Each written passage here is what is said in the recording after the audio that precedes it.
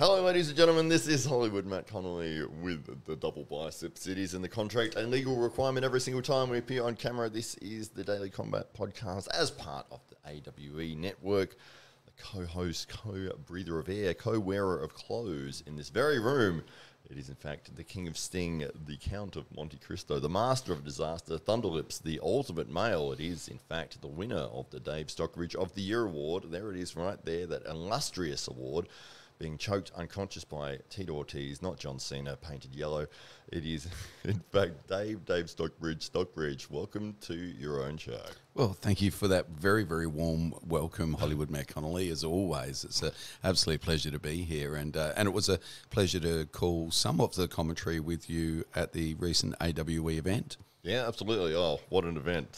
Saturday, the 25th of February, it finally came round. We got there in the end. It was like Christmas for arm wrestlers, wasn't it? Yeah. Two big events in the world at the same time, and there was a lot to look forward to. And for us in particular, there was a big build-up behind the AWE event, and it didn't disappoint. No, absolutely, yeah. How did you feel when you jumped on the commentary thing? Because you were doing the ring announcing for the event, and then when Ryan Bowen, who was doing the commentary with me, he needed to compete in the main event, so he went to go warm up, and obviously there's an empty seat there, and the man with the golden voice that was in the... Barely a voice today. Yes, that's right. You've used all your voice powers on the weekend. Use some soothers here. That's right.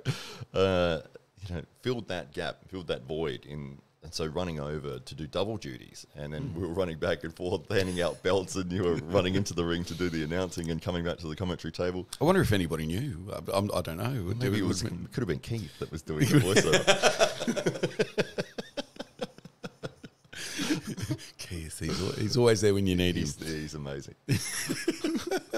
Yeah, it was great. It was a very special experience, and I guess being so intrinsically involved in the build up to it, and understanding where the athletes were coming from, and having some sense as to what to expect was very helpful in that situation. I will also say, like, doing these podcasts with you, I will say we've got a very special on air chemistry that I think really shone through in the broadcast.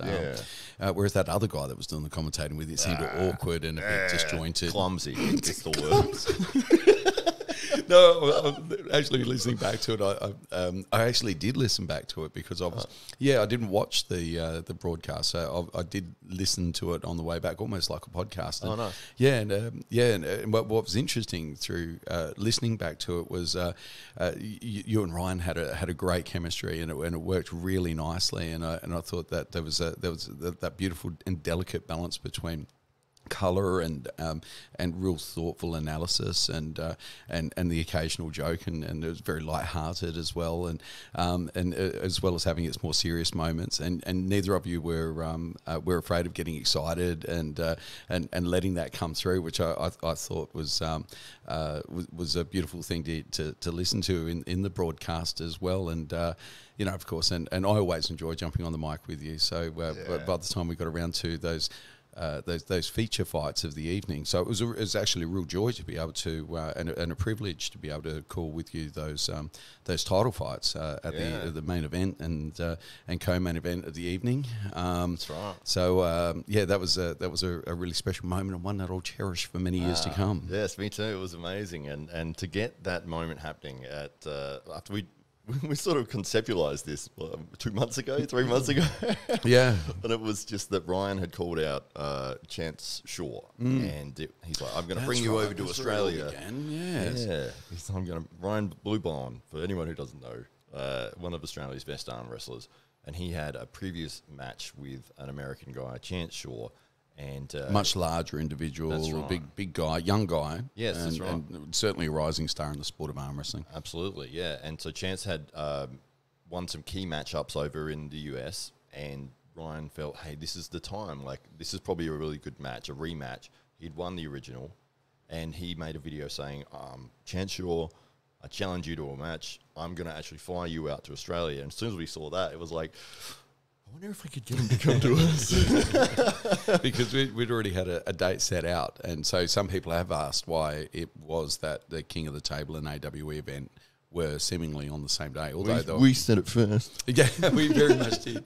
Our event was always going to be part of the Apex Sport Fest 3, and we'd previously collaborated with the organisers of that event with a local event, and on this occasion we saw. Not only has the Apex Sport Fest grown in stature and calibre over the last couple of years, but we also felt that there was an opportunity to do the same for arm wrestling. Yeah. And so when we had heard about this matchup that Ryan had with Chance, we were quick to reach out and say, hey, you know, if we can get you here as part of that as a main event, we'll try and build a card in behind you. And then Ryan saw the opportunity as well and said, hey, let's maybe just do something together. And so that's pretty much how the AWE was formed, through this just a very open dialogue and conversation. And we've worked very collaboratively on several occasions with Ryan and Hollywood. You've got a very close relationship with Ryan outside of just arm wrestling as well. And so it was a really lovely fit and brought about, I think, the best in all of us. And we between you two guys, you were able to pull together the greatest card ever assembled in the Southern Hemisphere for arm wrestling. So it was quite a treat as a fan of arm wrestling to see all of these names in the one place and some pretty awesome matchups as well. And the day did not disappoint. No, absolutely. Yeah, it was amazing that we sort of, as we said, you know, a couple of months ago, it was just an idea. And I remember we were practicing a sales pitch. We were going to ring Ryan with this idea and this sort of, this is how we're going to say it, and we're going to present it like this, because we wanted to sell him on the idea of, we want you to come to Adelaide, we want you to do this, your match here. And that was all it was at that point. And I think we'd scheduled a meeting with him, and then it dropped out last minute, and then something else happened, and I ended up just writing it in a message. Just text you. Come to Adelaide on the 25th. So, no, it worked out really well. And, yeah, luckily we got some of the best names in Australian arm wrestling to come along and put on amazing matches. And, yeah, what an event. It was so... These were matches that we wanted to see. Like, Indeed, it was like, imagine if we get to see this and, you know, these two guys go at it. So Indeed.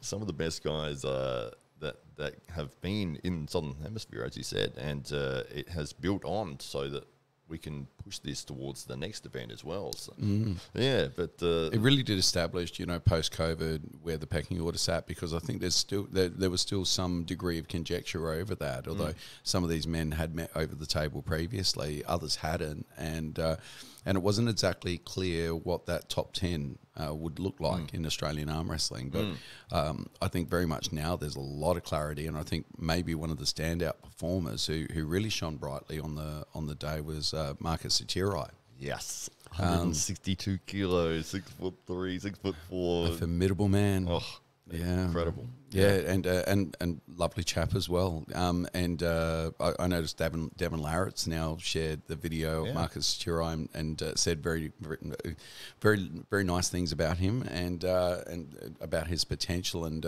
how far he's come in such a short period of time. So it was great to be able to share that with the world. And I think in some part it was great for somebody like Marcus to get out of his club environment and to really test himself against some of Australia's best. And he had the opportunity to do that twice. As it turns out, on the day, which wasn't planned, but that's exactly how it worked out. Yeah, he jumped at the opportunity, and that's the way you get ahead in life is, you know, you seize opportunities. So originally, Ryan Bowen was supposed to, originally, we had a lot of replacements, a lot of dropouts. Unfortunately, last minute, there was some injuries, there was some dropouts, and Lachlan Carpenter was on the other end of that. He had opponents that dropped out and had to switch opponents 3 times, and so Ryan Bowen had said, look, I'll have my match, and then I'll have a match with you.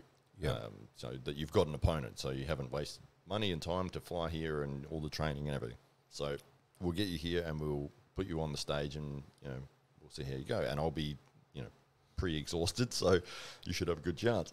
And Lachlan's the open weight current national champion as well, so he's no slouch. And exactly, that's right. It would have been quite formidable for Ryan, even fresh. One would suggest. That's right.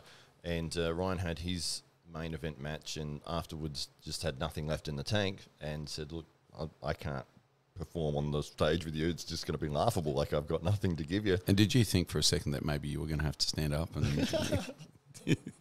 Be prepared. No, not at all. I wasn't aware of any of this going on because I was we were both commentating at that time.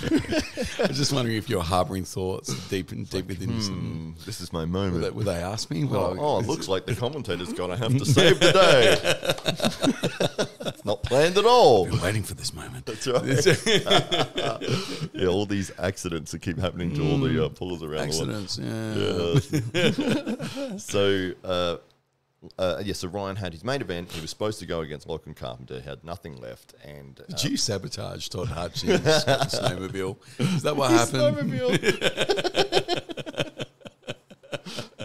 Was it a snowmobile? Was it a snowmobile? ATV. ATV. So that's just like a. It's like a little go-ped thing, an all-terrain vehicle. It's like a motorbike that's half a car. Yeah, that's what I was thinking. Like a snowmobile, but for land, is it? Yeah. Okay. It's like a land snowmobile. You just want it to be a snowmobile so badly. Could you ride it on snow, though? Well, it's all-terrain. Yeah, that's right. Yeah, maybe it was snowing. Yeah. That's why he flipped it. What was he doing riding it? That's what I want to know. What was he doing? Is he a stunt driver when he's not arm wrestling? Maybe that's the only way to get through all the snow. In Florida. Where is he? Is he Florida?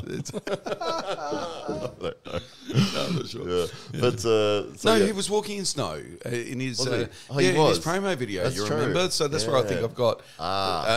There was a couple. Because I'd imagine him just to get to the letterbox, in the morning, just on the snowmobile, and it was a mishap. long way. Yeah, somebody.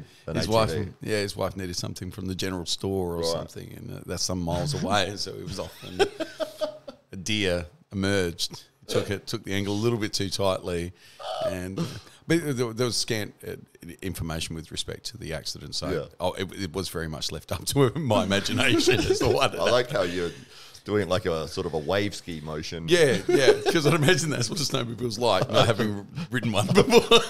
I've never seen snow in person. I don't even know what a snowmobile is. Yeah. But it sounds good. Yeah. Yeah, so taken out by a snowmobile.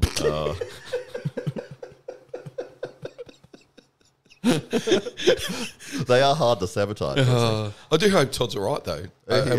He's reported he is on the mend now and hasn't trained yet, but he's looking to start his recovery next week, which is great that he's able to start with that just That's after right. snowmobile.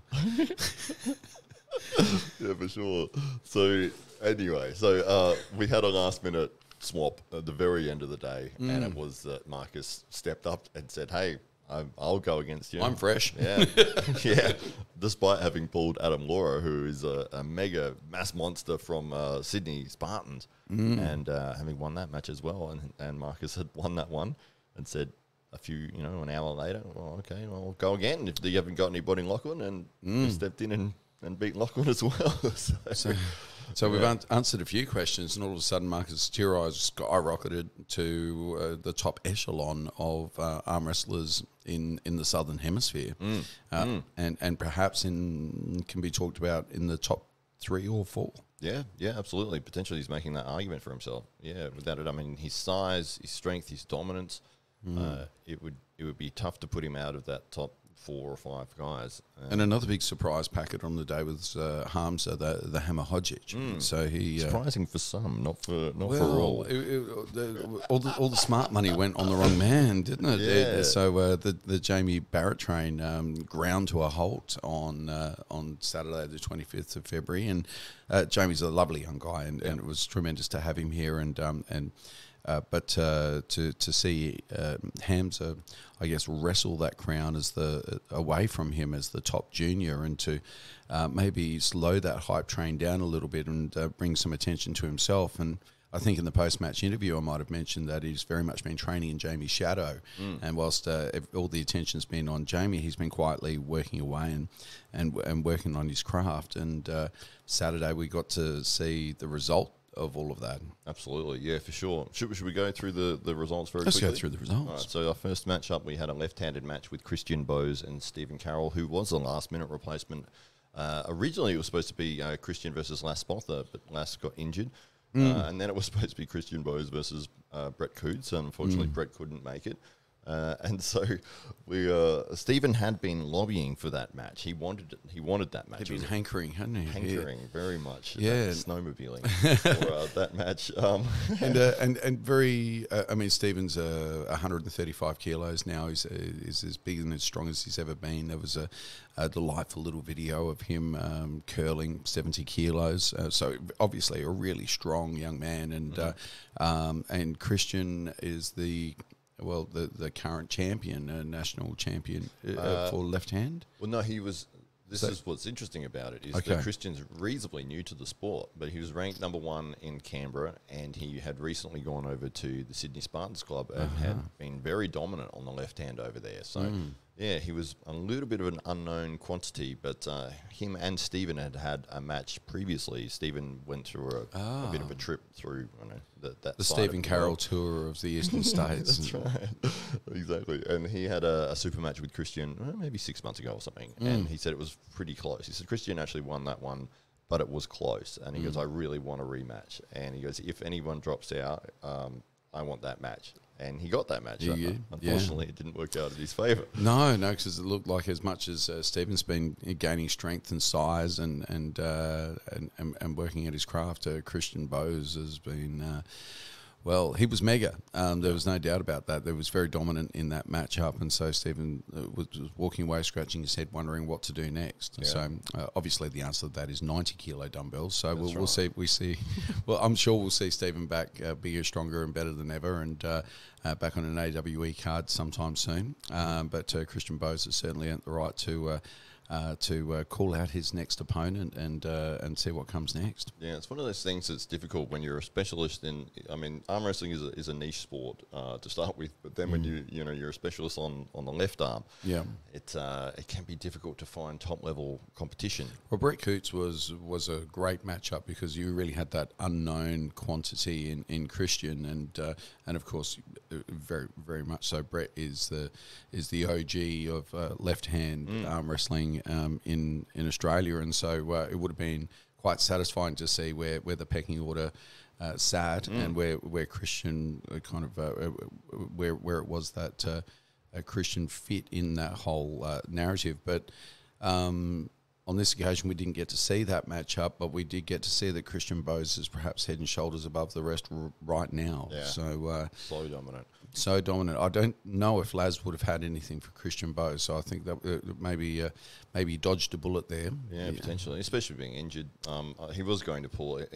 I think it was up to about 2 weeks, maybe 3 weeks prior to Lass has said, look, I've been dealing with this injury. I thought it was going to be healed in time, but it's not going to be. I'm not going to be able to give 100%. Well, Lass is quite an outspoken athlete. You're not left in any doubt as to what he's thinking about anything, but I didn't hear Lass calling out Christian after that performance, so I think that's quite telling. So, but Lass did jump on the tables next, and he was up against Tom Demkowski, and Tom was quite highly favoured going into that bout, and Laz, the South African superstar, the berserker himself, brought his own brand of arm wrestling to AWE, and now the world knows what we now know about Laz. It's all noise, excitement. You're never quite sure what's going to happen, but he never fails to disappoint. He's one of the most entertaining arm wrestlers that you're ever likely to encounter.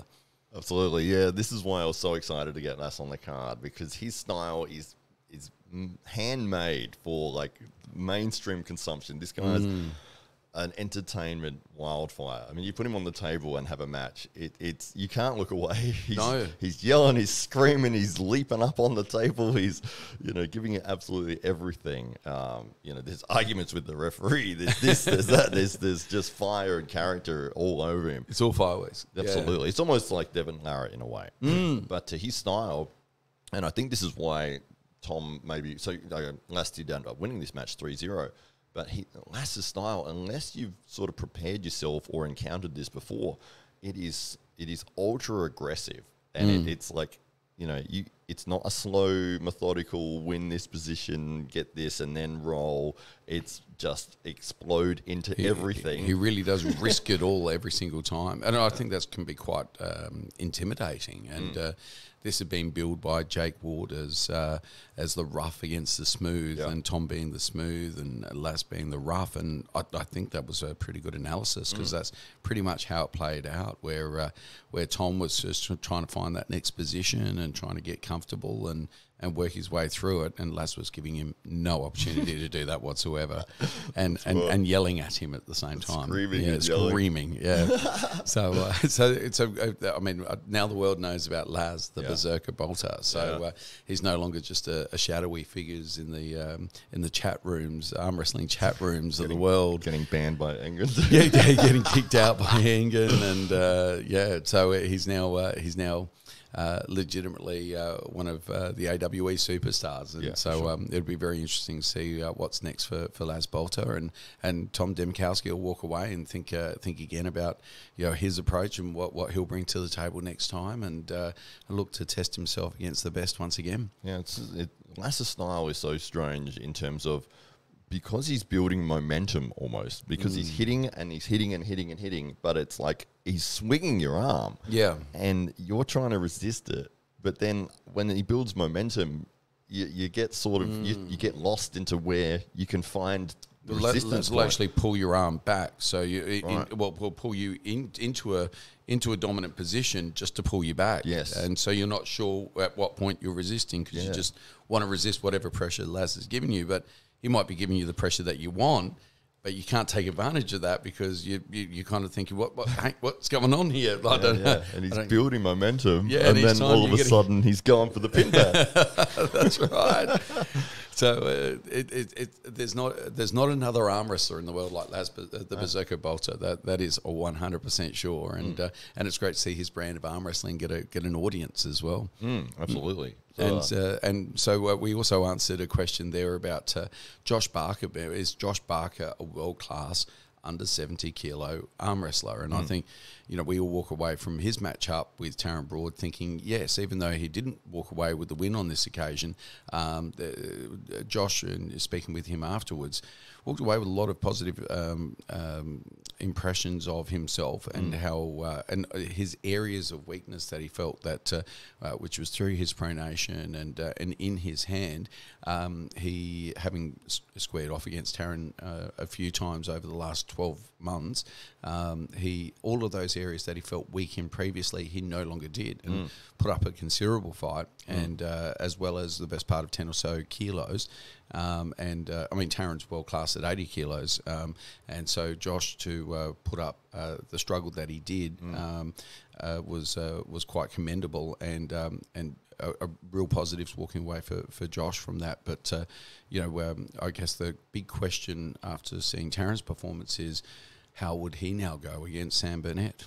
Yeah, absolutely. Yeah, I think in that match that Josh was his own worst enemy. I think he could have won that match. I think he had the opportunities to do it. I think he actually confused himself throughout that match. And when I say that, I mean, off of the start, he was in two minds, and it was, am I going to slip or am I going to go for it in this one? So out of straps, he was sort of, you could see he was like, not sure, am I fully committing to the slip? Am I fully committing to a press? Am I fully committing to a top roll? And it was like, by the time it went go, he was half of what he needed to be in all three. It was sort of like, oh, I'm here, but now I'm sort of trying to slip. And so he lost position rapidly in that. I think with a better game plan, he would have done quite well. And you could see it, like, after the first round, because he did get a pin in that as well. And I could see the sort of hesitation as he was setting up, and he's like, he's not sure what he's going to do. Yeah. He doesn't know whether he's going to slip or whether he's going to go for it. And if you're going into that round with that hesitation, it can really play against you, because, to slip, you need to be committed 100%. And to pin, you need to commit 100%. If you're halfway between both, that's where you're going to lose it, or you'll be in a compromised position straight away. So I think, with some better mindset going into each round, or more commitment, I think he could have been the favourite in that round. Yeah. Well, I mean, Taran very much. I mean, Taran's built as you would imagine a strong man. He's like a scaled down strong man. He's built as you would like to specify an arm wrestling physique if you could. So he's got all of the natural assets there that of an arm wrestler. And at 80 kilos, I mean, you won't find anybody on the planet that looks bigger than Taran Broad at 80 kilos. He's just a formidable, physically a formidable opponent. And Josh, on the other hand, just does not look that way. Josh almost looks slender, except for as soon as his forearm gets pumped. And then he looks like an absolute freak from outer space. There's nothing quite like it. So, very interesting matchup. Answered some questions, and I think Josh walked away with that with enough in terms of positives to go back to the drawing board. He'll no doubt watch that video and understand some technical aspects of it that if he'd just realigned things just a little, he could have walked away with a better result than what he did. But I think otherwise he's quite happy with that result, and I think Taran's also feels comfortable with that, and also found some joy in the afterpool against some of the super heavyweights. Taran in a hook is stronger than his weight would suggest. So he'll walk. I think he walks away thinking, okay, I'm now ready for the next big matchup, and where that leads him, we'll soon find out. You alluded to this matchup a little earlier. So Marcus Satirai, a new superstar in the world of arm wrestling, up against Adam Laura, very much a known quantity, a man that's been around the tables for a long time, genuinely loves the sport. He's certainly not in it for the money. He's a very successful man himself, and he quite generous in coming over and spending the time with us that he did, and was looking to test himself against a far bigger opponent. So there was a discrepancy of close to 40 or so kilos between the two, and which is incredible when you see Adam Laura in person, and then you think, now add 40 odd kilos, and you got Marcus Satirai. So it's just phenomenal. I mean, but both of these men were just absolute beasts, and to watch that video back, Adam was giving it his absolute all, and Marcus just seemingly absorbed all of that energy and converted that into some kind of horsepower for himself, and then just simply leant over and really stamped his authority on that matchup. And Adam really didn't have any answers in that matchup, and so walked away scratching his head, wondering what to do next. And I think, Adam will come back bigger and stronger and better next time, but Marcus is certainly now stepped onto the big stage and into the top echelon of the biggest of the big and the strongest of the strong, and it'll be very interesting to see where Marcus goes next. Absolutely, yeah. Adam Laura, very experienced, wonderful guy, and fantastic to have him come over and be part of the first AWE event. And yeah, unfortunately didn't go his way. It was just, Marcus was just too strong. You could see on that very first pull, as soon as they went and go, Adam hit with everything he had, and Marcus just stood there. Yeah. His arm didn't move, and it was like, oh, okay. And then he hit through the hardest hit of the day with that first round. Marcus Satirai smashed Adam Laura's hand to the table like he was trying to push it through. Yeah, those guys pulled the bolts out of the floorboards that I bolted it in. Yeah, that's just incredible. We'll have to go to a reinforced cage, I think, if they do come back to the AWE stage. So Hamza Hodgick and Jamie Barrett we spoke about earlier. That was a much hyped matchup to decide who is the number one junior in Australia. And Jamie Barrett came off a very successful tour of the United States and tested himself against some of the best that America's got to offer, and walked away with a reputation that might have intimidated a young athlete like Hamza, and yet Hamza took it all in his stride. And what was very telling for me, there was a bit of money either side. I don't know if it's legitimate that you can bet on junior athletes, but Sure. let's say it didn't happen, but It's McDonald's vouchers. it happened. So there was some money flying around within the arm wrestling fraternity, and with respect to this matchup, and there was a very decidedly one large considerable camp on the side of Jamie Barrett, and I think we could put Ryan Bowen very firmly into that camp, Jake Ward very firmly in that camp, and let's just say their wallets are a little lighter now as a result of that. Hollywood and myself were very much, we had the benefit of training with Hamza and understood we understood in terms of where he was at in terms of our level, which was he's very, very much head and shoulders above, but could also see how quickly he was progressing. And, almost from the time that we announced this matchup to the matchup, I think Hamza grew an inch in that period of time. Yeah. And I shook hands with Hamza maybe a month and a half ago, and again at the weigh-ins. And by the way, Hamza had to weigh in earlier than all the other athletes as he had his school formal that night. Yeah, shows his age, doesn't it? But that's why his hair was freshly cut as well, I'd imagine. You noticed this. he had a hat.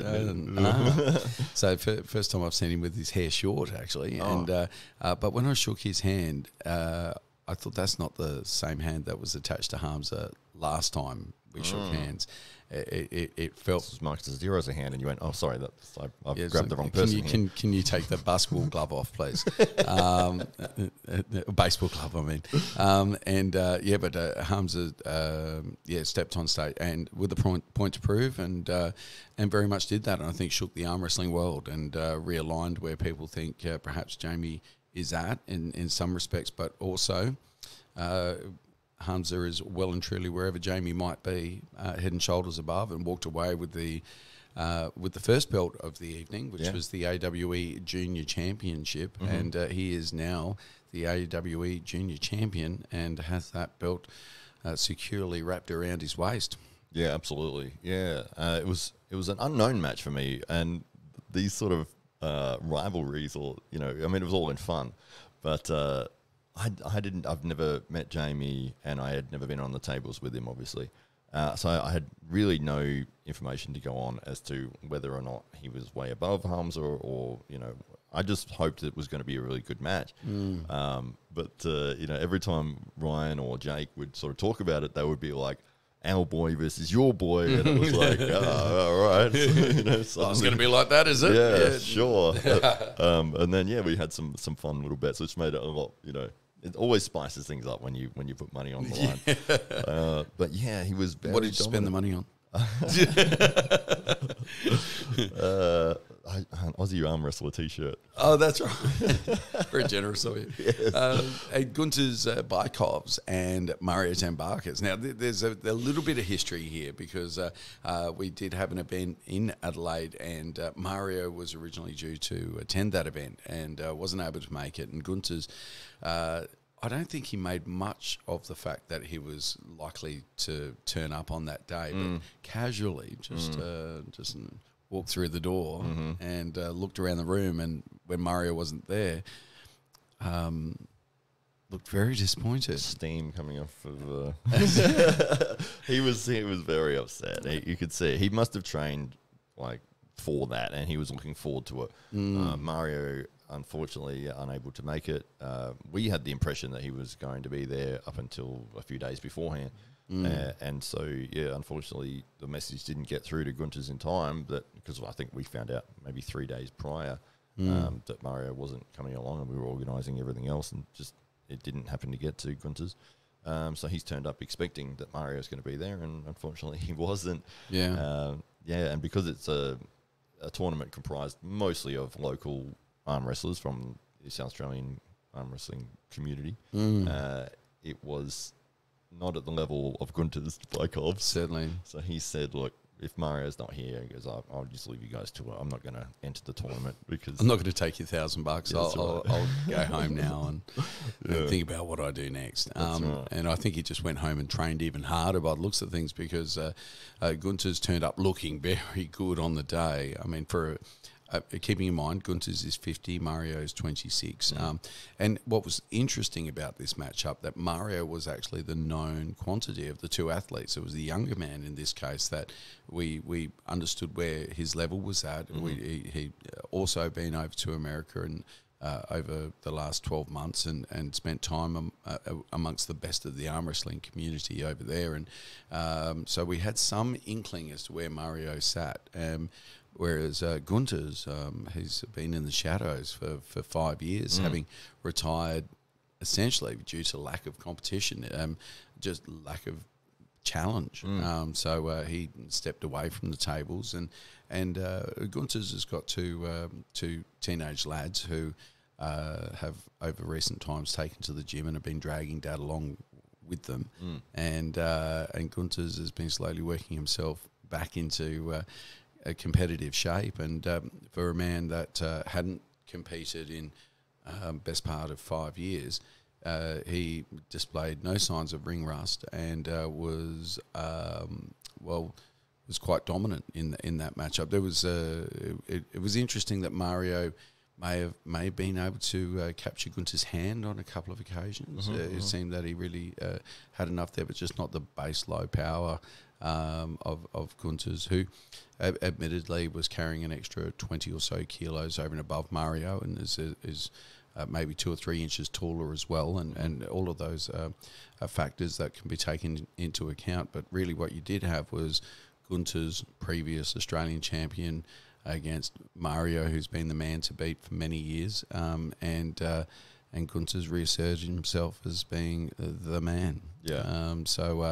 And now for Mario to be the man once again, he needs to beat the man. So, but there might need to be a rethink there, and some a little bit more training and a little bit more strength to build up to find himself at a level where he can be challenging Gunter's Bykovs for that heavyweight belt once more. Yeah, that's right. And it felt like it was almost a mirror match. I wasn't sure exactly how this match was going to go because I hadn't seen Gunter's compete in person ever. Like, he had retired before I'd started the sport. And so he dropped past the SA Titans every now and then, you know, once every sort of 10 months he would sneak in and just destroy everybody. And because you think, okay, I'm doing all right, I'm getting better, you know, I'm rising through the ranks of the club, like maybe I'll have something. And you just, I love it when you're giving your absolute or everything's going, oh yes, nice, okay, good. Okay, good. You know, okay. Yeah, there's nothing. Yeah. There's nothing. I see what you're trying to do. I see what you're trying to do. It's not working. It doesn't work. It won't work here. It won't work here. Yeah. And so to see him get on the table, I wasn't exactly sure. We had one of our arm wrestlers' mothers, so strong like you. Back in Latvia. Yeah. She was good. She was good. She was good. She's probably a bit stronger than you. She was like the third worst woman in Latvia. That was her first date. Well, man, they do build them differently in Latvia, don't they? So yeah. But that matchup, in terms of the technical stylistically, aspect, stylistically, I wasn't sure what game plan Gunter's was going to implement. He felt incredibly strong pronation wise every time he dropped past the club. It felt like he could pronate from any position, which is a top roll style. And it looked like in that match, both these guys were trying to top roll. Obviously, you're going to slip when you get that happening. They get strapped up. And it looked like Mario was winning the hand. But with Gunter's power and explosiveness off that start, he would win the middle. So even though he was losing his hand, he would get to the middle, and then he would immediately transition to a press. Yeah. And so without his hand, it wasn't completely flopped, but it was probably halfway there. And he was able to transition to a press and get the win. Yeah. And it was speed as well. Like he would win the middle and then immediately he's on a press. So if you're the opponent and you feel like, oh, I've got the hand here. There's no chance to adjust. Yeah. So I've got the hand, and I've been pressed. Yeah. So he did manage to sort of turn it on the inside, or Mario turned it on the inside more towards a hook in the third round. But again, Gunter's able to press on top of that. But what's really exciting for me out of that matchup is that Mario is 26. You forget, he's seemingly been around forever.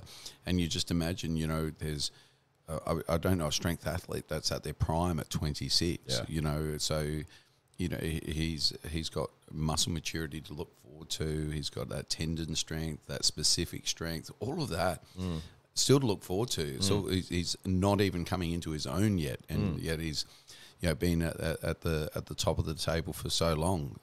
There's definitely an exciting future ahead for Mario Tambakis, and great and very healthy for him to be able to test himself against a new opponent, and to discover. I think in arm wrestling over recent times, there's been a little bit of musical chairs about that, where the top guys, there's a handful, and they tend to arm wrestle each other a bit and become quite familiar with each other. But this was something new and something fresh and different for Mario, and maybe if Mario knew that he was going to be up against somebody who was mirroring his style, again he would approach that differently, and who knows what might happen in that scenario where he's better prepared for that next time. So I'm sure Mario will walk away and take notes and understand that there's a pathway to victory somewhere there. And if he said after the match, I think if it went to 4 or if it was first to 5, he goes, I think I would have had him, because he felt that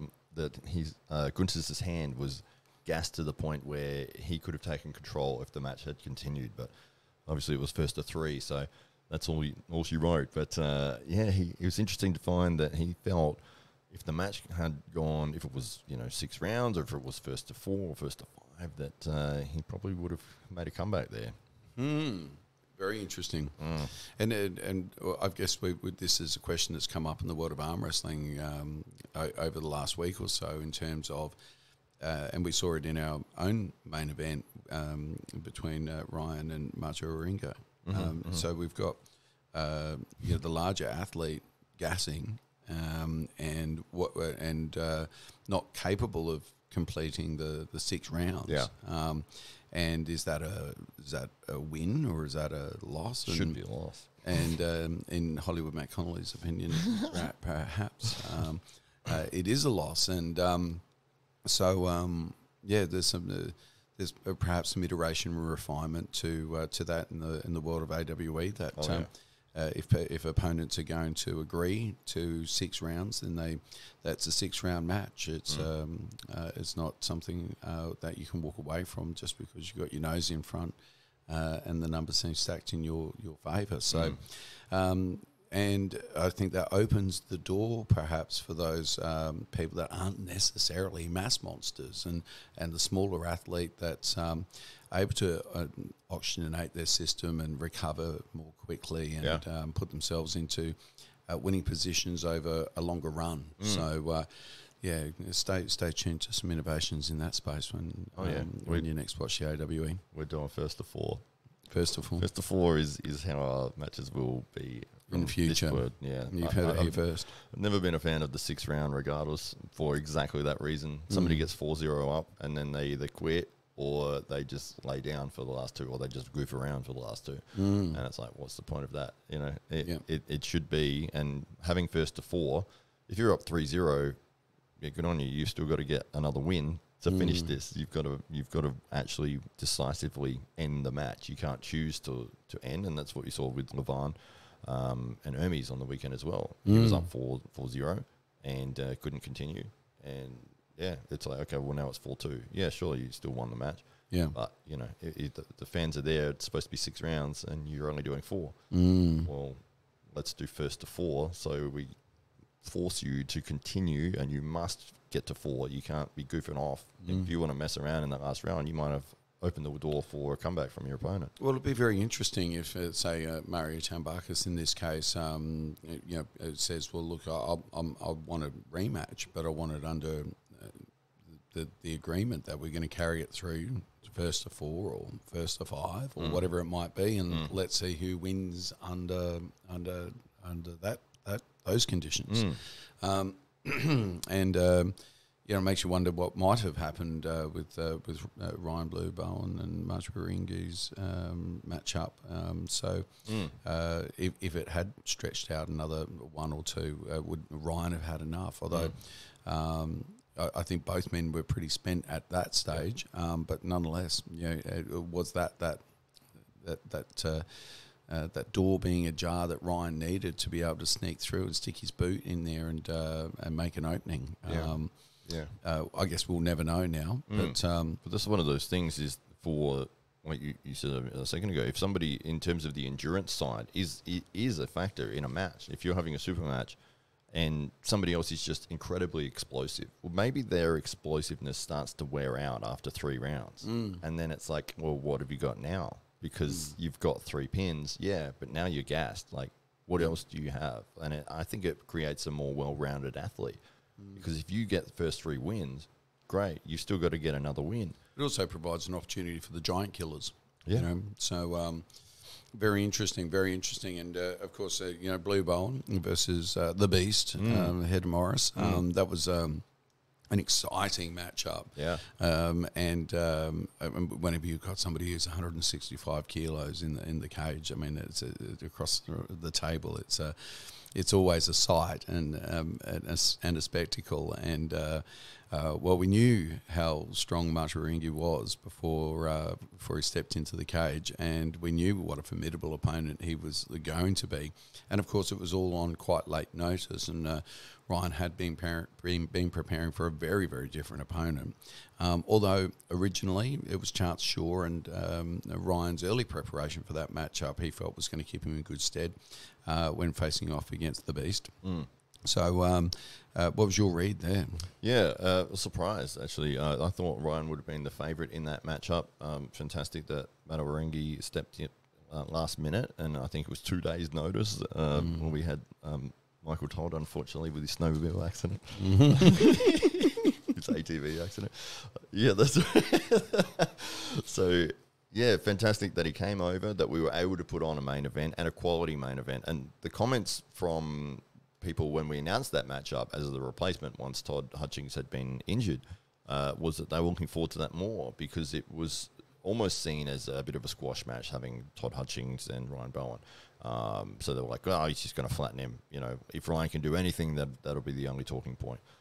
Whereas with this one, it was going to be competitive. It was like, actually, Ryan should be the favourite here, but Head Morris is a massively strong guy. Yeah. And unbeaten in 10 years in New Zealand, and current bench press champion, 165 kilos, came second to Lachlan Adair in the over-the-top tournament earlier. It was last year.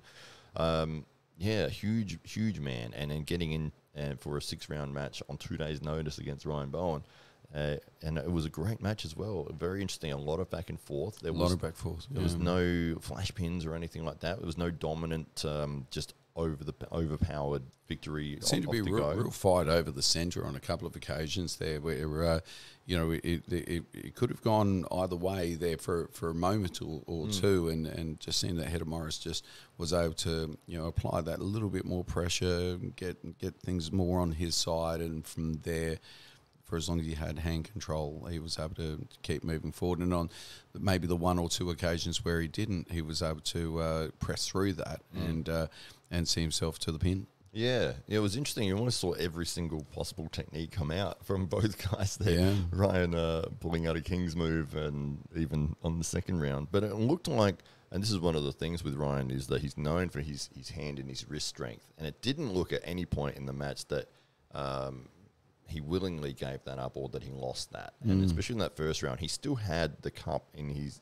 position. It was just, Head Morris was just so strong, so heavy, he was able to sort of still pin, even though Ryan still had a cup position. Yeah. Ryan sort of played around with a couple of different ideas, trying to press. Well, he was almost successful there in the strap, and he can only blame himself for that because it was a pound for pound strap. So the strap got very loose, and it seemed maybe that was to his advantage at one point, and then it just got too loose, and he just didn't have the leverage, and then it favoured the Beast from there. Yeah, absolutely. The Beast just too powerful. Ryan did what he could. What can you do? You've given everything. He's got nothing to hang his head about. You've tried all these different techniques, and you were in certain positions, certain moments.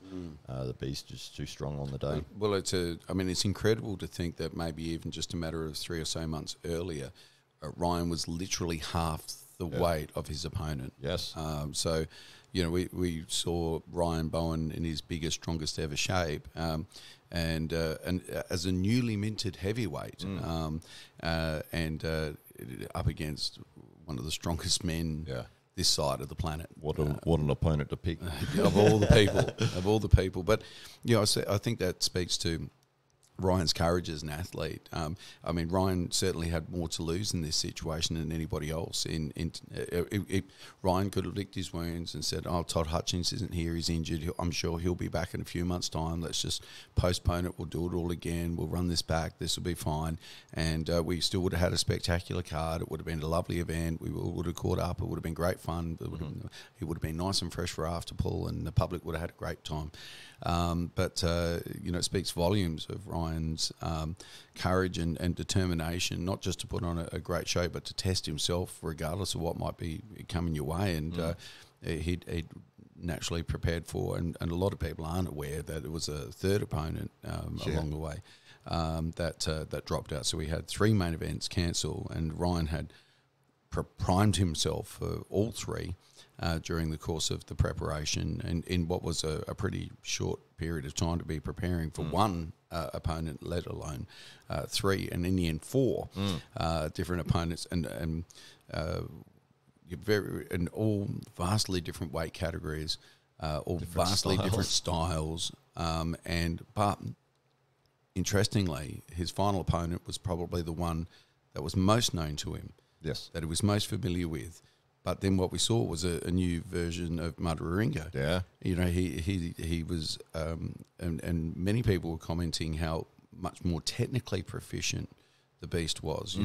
Obviously known for his base load strength. There was there's no denying that when you see somebody in that type of physical condition, and he's obviously a very powerful individual and would be able to overwhelm most people. But there was the technical proficiencies that had surprised many, and as you said, there was every type of technique that was applied during that matchup, and both athletes had to really go to the end of their skill spectrum in order to stay in the match. Yeah. And so I think we saw the best of both athletes in that situation. We saw Ryan being courageous and testing himself and having to basically pull every tool out of the box to try and stay in the matchup against somebody who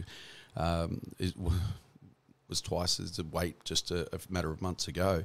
And then you had essentially in the beast somebody coming here to prove a point that is not all just strength and power. That's a big part of it, but hey, there's some technique here that the world needs to listen to, and that's the difference between him being a regional strongman generalist to maybe being a world-class arm wrestler. Yeah.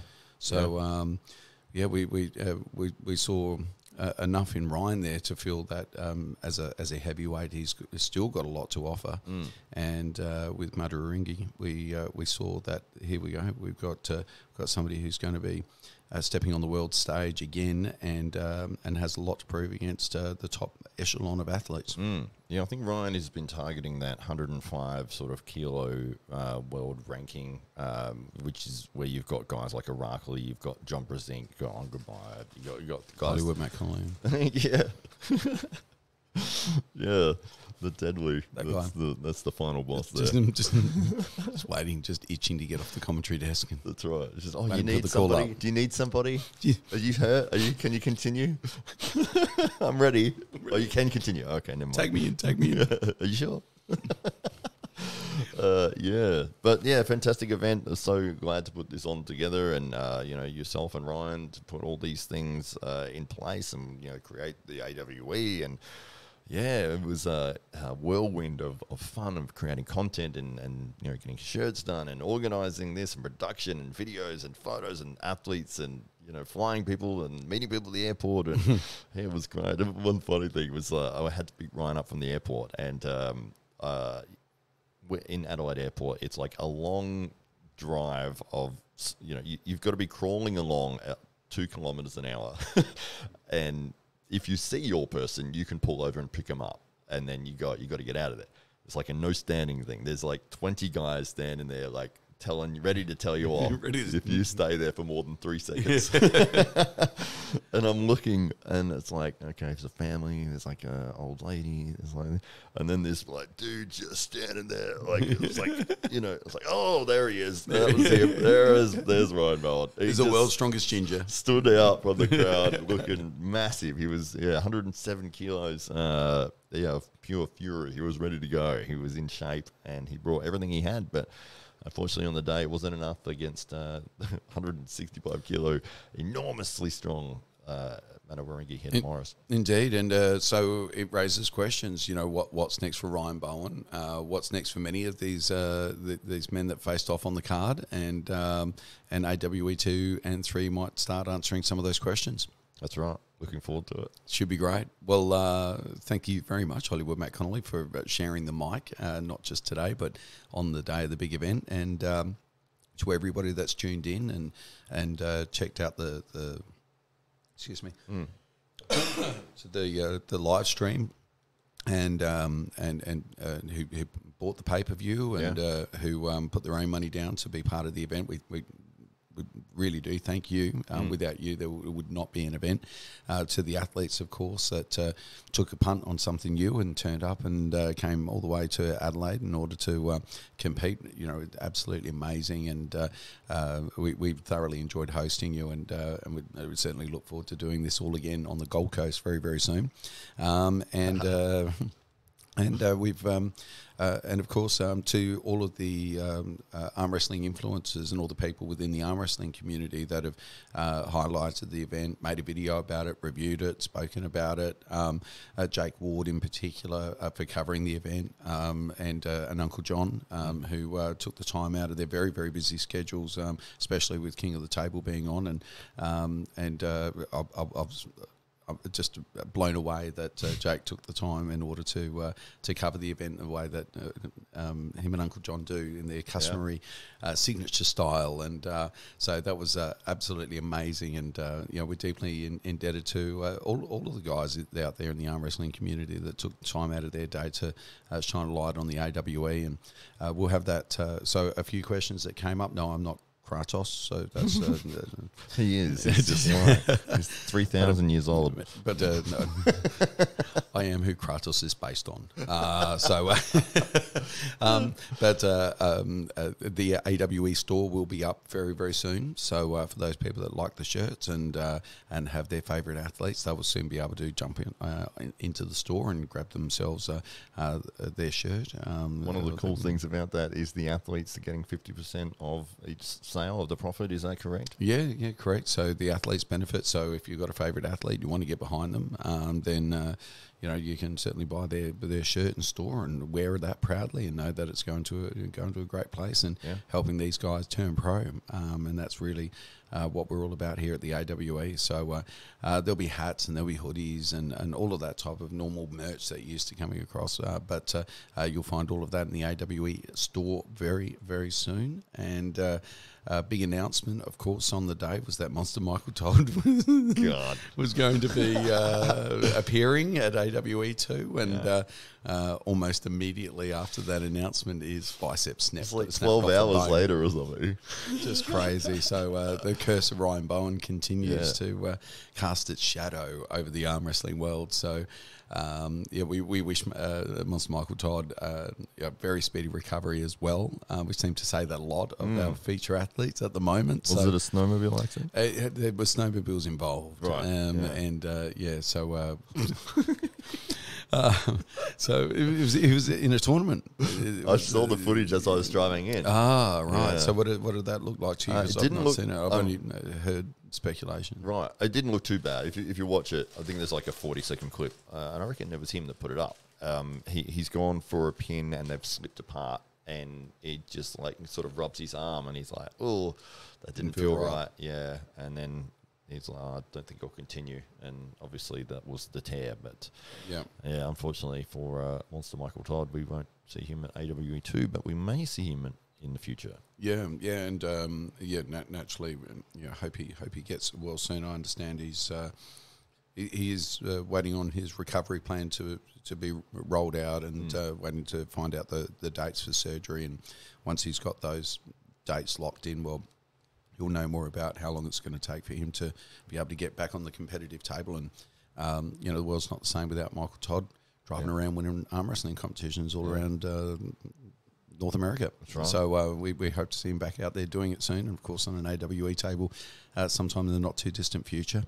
And of course that's not going to stop the Monster Factory event, so that's still going ahead. So it's not going to stop his ability to wear one of these and talk into one of these. So certainly stay tuned to the Monster Factory events and check out all of that kind of stuff that's going on Michael's channel, and support him whilst he's injured, and make sure that he's got every reason to come back to the competitive table very, very soon. Yeah, absolutely. Yeah, Monster Michael Todd, Rebecca Todd, wonderful people, and I was gutted when I found out he wasn't able to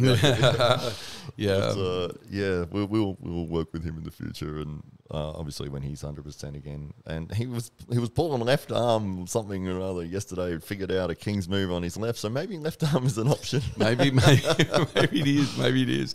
So Christian Bowes will need somebody to compete against, won't he? Right.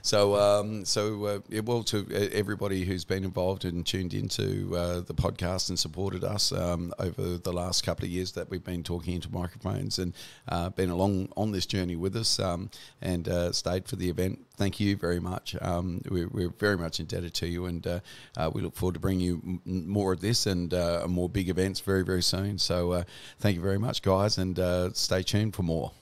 Thanks a lot.